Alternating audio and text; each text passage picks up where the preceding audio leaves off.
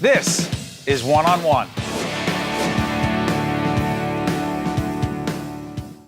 We're here at the Liberty Science Center. This is the annual gala of the New Jersey Sharing Network, their 30th anniversary, and they partner with hospitals in this life-saving effort. And I'm pleased to welcome my good friend, Darrell Terry, President and CEO, Newark Beth CEO Medical Center and Children's Hospital of New Jersey.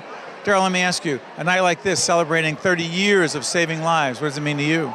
It's absolutely incredible. This organization, as well as the hospitals that support it, really transforms lives, saves lives, transforms lives.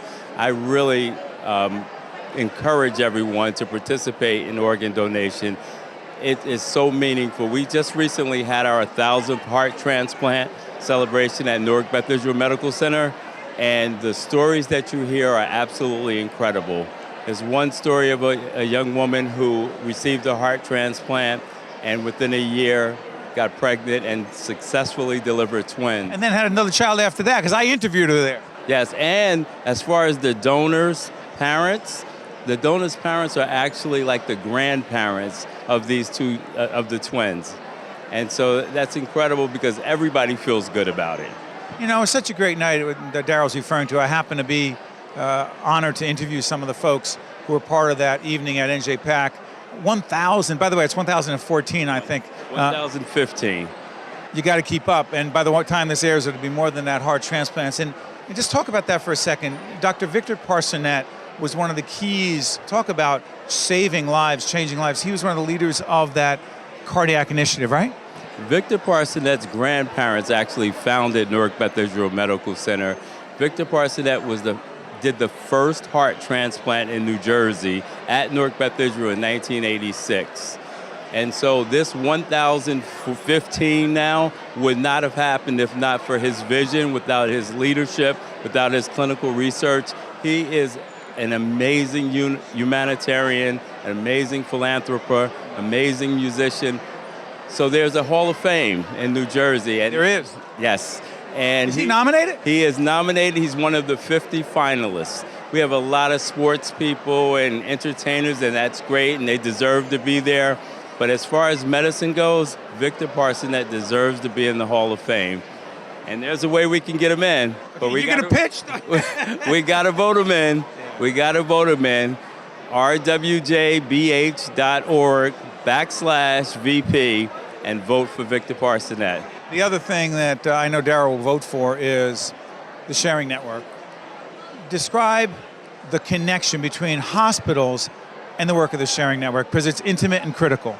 We could not do the work that we do without the Sharing Network.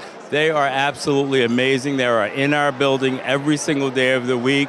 They are encouraging families. They're talking to them. They're the most compassionate, kindest people, and they really make it happen for us. There would be no 1,015 heart transplants without the Sharing Network. Thank you, Darrell. Thank you. We're here at the New Jersey Sharing Network annual gala. It's the 30th anniversary, and I'm honored to welcome Jane Buckowitz. And your very close friend, Lynn, is with us. You have a very personal connection to the Sharing Network. Talk about it. Yes, I do. My son, Dan, passed away in 2009 after a car accident, and he was 21 at the time, and he became an organ donor. That was our entree into the world of organ donation. And then in the last year or so, what's happened is, with a little bit more free time, I've become very involved in working with this great organization, talking at high schools, in just different community events to raise the awareness about organ donation.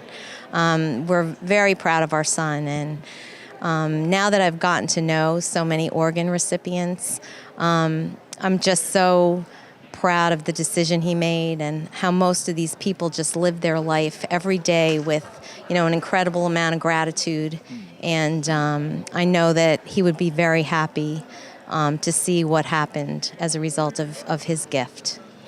And speaking of Dan, you were his godmother, and 70 people helped. Talk about that. It blows my mind. What was he like? He was amazing, and I'll get emotional, but I knew him in Jane's belly, and we miss him terribly, but like I know he's made a difference, and He's making a difference. it continues. And I see what Jean and their daughter Amy, they just have like healed through this process. And he just was a kind, smart, funny kid. And we lost him too early, but he made a difference. And he's continuing to make a difference. What would you say to all the families out there watching who haven't made the decision? I would say that I, of course, respect the fact that it's such a hard decision to make. But, and my son made that decision on his own, and he was 21, so we just had to stand by and watch the decision unfold. And I would just promise them that if they ever faced a tragedy like our family has, that this organization and just the notion that your healthy child's organs do not get buried with them. They live on, and other people's lives continue to, go on and make differences every day. So it's so exponential, what this means. We cannot thank you both enough, and to your son who gave so much to so many. Thank you very much. Thank you, Steve. Thank you.